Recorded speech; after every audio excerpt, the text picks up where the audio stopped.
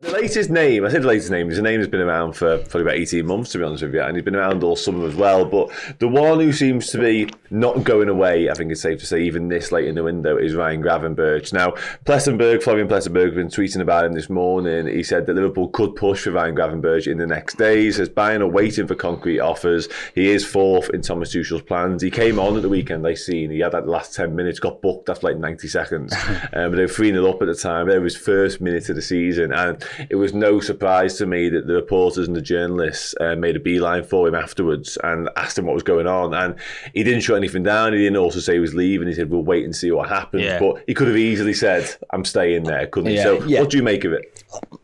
I think the way Florian's written it is right. You know, it depends on Bayern Munich and what they want to do with him.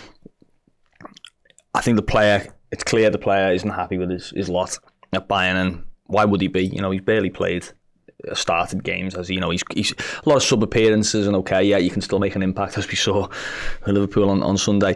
But this is a young lad who's, you know, been tipped for the top, and he's going there and he's out of the side for a long time, you know, over the season now of not playing regular football. I think if there's an opportunity there, I think Liverpool will try and take it. You know, it's really difficult with Liverpool at the moment, because in the past, they've been so laser focused on a certain player or a certain type of player. You know, it's quite signposted. Liverpool's recruitment has been at their best. You know, it was sort of like, they need a centre half and it's this guy they want. They need a goalkeeper and it's this guy they want. Okay, forward, it's going to be this kind of player. It's a little bit more open ended at the moment with the midfields, and with centre backs a bit different, but with the midfield situation, there's a lot of players that could improve Liverpool's lot at this moment in time. It's not a case of, well, if it's him. If it's not Jude Bellingham, then it's nobody. You know, there's a lot of players who aren't perfect, aren't the best players in the world, you know, right now. But you can see that they'd add something to Liverpool's team, Liverpool's squad, Liverpool's bench, whatever it is. Gravenberch's definitely one. The age of him, the potential he's got, the mix of physicality and technique as well. But it'll depend on Bayern Munich. And I think if there's a chance that Liverpool can get a deal, and I saw Bayern were linked with Scott McTominay, wasn't it, over the weekend? That might help. If you're being relegated behind Scott McTominay in Bayern Munich's midfield plans, then you better get out, really. But yeah, that's the one. I think Liverpool open to an opportunity, definitely, if it arises. And Gravenberch's a name that's been on the list for, like you say, for a long time, probably going back to his Ajax days. If they can get it done, they will. Or they'll try anyway. Yeah, you mentioned there sort of about ticking the boxes in terms of his profile and stuff like that. And one thing I did want to sort of touch upon with you, we know he's sort of fourth down the list there. He's obviously unhappy with that, and he wants to be playing more regularly. In terms of Liverpool, in terms of the squad balance then, because we might have seen our best midfield three, you know, you can have your opinion on that, people can have conversations around that. We might have seen that start of the game on Sunday. Obviously, as it transpires, it wasn't allowed to flourish in the way it probably would do with 11 men on the field. But if we were to sign Gravenberch, where do you see him fitting amongst that sort of squad rotation? Because you've got Curtis Jones, you've got Harvey Elliott. If we're signing a lad that has been unhappy for, you know, what is it now, nigh on sort of 14 months since he joined Bayern, what promises can we make him to suggest that he's going to play more footy here? It's a more than fair point. I mean, I think the promises you'd make, or if you were his agent, you'd be saying, yeah, but he's always injured. They're going to have to make changes as the season goes on, because they've got a lot of games. It's a very intense schedule they have. You know, they've got, obviously, McAllister can play further back, as we've seen. You've got Endo, he's going to settle in. I think, listen, it's harsh to judge Endo on what we've seen from him so far. You know, he played about 20 minutes with 10 men, with 11 men, in a team with 11 men. You know, that was tough. I don't think Liverpool's midfield, I think what you saw as well is that, for all the talk of just getting defensive midfield, and it doesn't fix Liverpool's problems, you know, doesn't fix all of them. It makes them a little bit more secure, you know, in individual moments and during games, and with time it will. But there's still weaknesses there. I think you're looking and saying, well, look, you're going to play games. You're going to be in for McAllister in a game. You're going to be in for Szoboszlai in a game. You might be playing in a double at the back with McAllister or with Endo. You're going to be in those positions. You're going to give them flexibility. You're going to have the fans on board. You know, you're going to have a manager who wants you. who's signed yet. Thomas Tuchel hasn't signed. Yeah. Ryan Gravenberch. You're gonna have a point to prove. You know, you've gone and failed somewhere. Go and succeed somewhere else. Look at what Mo Salah did in that regard. You know, big move failed, big move succeeded. So I think there's a decent sell, definitely. I don't see too many clubs around Europe of a level who would put him straight into their team and would make him their number one midfield player. He's going to have to earn it, but I think he'll get more chances to earn it at Liverpool than he would elsewhere. I think we should also point out, and I think it is quite important to say this, what a good impact Harvey Elliott's made in the first 3 games of the season. He's a very much a forgotten player, isn't he, in the midfield thing. He can just be pushed away as he's not good enough or he's too small or whatever. 2 games, I know he's came on in 3, and okay, the Bournemouth one's a bit different.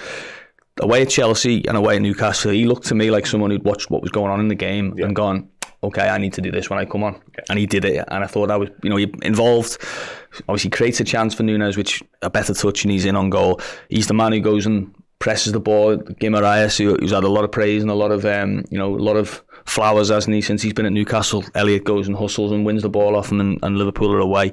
But just his calmness and the sort of controlled energy that he brings onto the pitch. He wants to go and press, he wants to go and win the ball, but he's also calm as well, and able to handle the ball. What a good impact that's been. And if he can take some of that form going forward and starting games, or playing in, might take him to the Europa League to get a start or that kind of thing. There's a good player as well that Liverpool have got. So there's still one short, at least. I think 2 short squad wise. Yeah. But there's still a few better signs coming from Liverpool, I think, in terms of individual situations within the squad. And if you can get by Chetic, Thiago, Curtis fit, keep them fit, then it looks a little bit better. But yeah, I think someone like Gravenberch, if there's an opportunity for him in the last few days of this window, I think Liverpool will go and try and take it. Yeah, I think you're right, and it might just be an opportunity that's almost too good to refuse as well, because if he does become available, and I kind of touched upon, I think the money won't be sort of eye-watering. I've been told 20 million. It doesn't sound. I mean, to be honest, when I heard that, I thought, seems mad, that's low, because I thought Bayern got him cheap, and then it's still cheap. But exactly, and it's one of them, isn't it? Okay, you have a go at him for 2 years. He's probably still going to be worth what you paid for him, unless something's gone horribly wrong. So yeah, there's a decent upside to it. I think he's a good size as well, isn't he? I think that's another thing. Sometimes you do look, don't you, and you think of Endo, Elliott, McAllister, say in your midfield. That's a lacking height. That's a very technical sort of midfield, but you want a bit more sometimes, don't you? And even just coming on in games sometimes, just to have provide a bit of physicality, or to head a few corners away, or that kind of thing. So I think there is something Gravenberch's got that maybe isn't necessarily a part. He's probably most similar to maybe Curtis, isn't he, in terms of his physical profile? But yeah, you can never have too many good players, I think, and Liverpool have probably. They've been guilty definitely in the past, but I think at the moment they're still one at least short of where they need to be. No, I agree with you. I think it just improves our chances now of having a successful season by adding that extra one. If he's sort of multifunctional, he can do a few different jobs, then that's the ideal one, I think. I think as well, Jamie Carragher made a good point on Sunday. He just said, this is the week to... Obviously, no, this is the week because of the deadline, but, you've had a good start. You've almost got away with the chaos of the summer and the turbulence. You've got away with it because it hasn't... You're not in a position now. It's like, God, we haven't won a game in the first 3, as it was, last season. You're actually in a decent position. Go and sort of double down. Double down. Go and sort of go and rubber stamp that positive mood and go. You know what? Look at that. We went and got someone else, and okay, you might not think he's the best player in the world, or you might not think he was necessarily the one you would have gone for, but there we go. We're going to make sure we've got an extra player in, and we're going to make sure that we're not sitting here in September, October, going, who could have foreseen Thiago getting injured? And we didn't know Ibrahim Konate was going to have a muscle problem. And we've had suspensions and we've had this. We're ready for it, and I hope Liverpool do that. I've written about that. I've spoke about that many times. I think I'm not by no means the only one who feels this way. I just want Liverpool to sort of do what they failed to do in previous years and play it safe. Hey everyone, I hope you enjoyed my chat with the brilliant Neil Jones. If you want to watch or listen to that show in full, head to redmenplus.com now, sign up as a captain or a legend, and you'll get that plus all our other amazing content that we do at the Redmen TV, including Neil being back with me on Thursday ahead of transfer deadline day to discuss what, or hopefully what, Liverpool have already done. Take it easy. Hey, thank you so much for watching the show. You're amazing. And if you want to signify your legendary status, then head over to redmenplus.com. Join as a legend tier subscriber. Not only you get all of the great video and podcast content, you'll also be entered into our monthly prize draw for great signed Liverpool gear. And you'll get access to our Discord as well, full of amazing Liverpool supporting human beings. Head to redmenplus.com and join as a legend tier today.